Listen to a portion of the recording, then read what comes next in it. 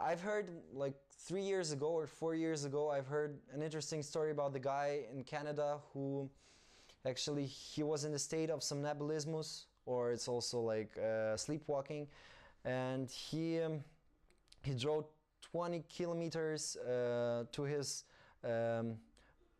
stepmother's house, and he killed her and tried to kill her husband with a knife. And that was like very interesting story for me. I was surprised, like how could it possibly happen.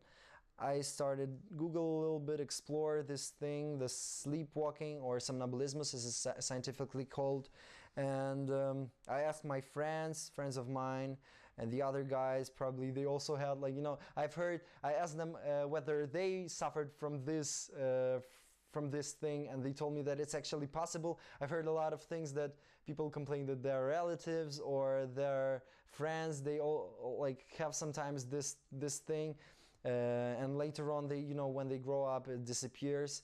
And I was wondering, you know, how far we can go with sleepwalking, and there were a lot of interesting things, a lot of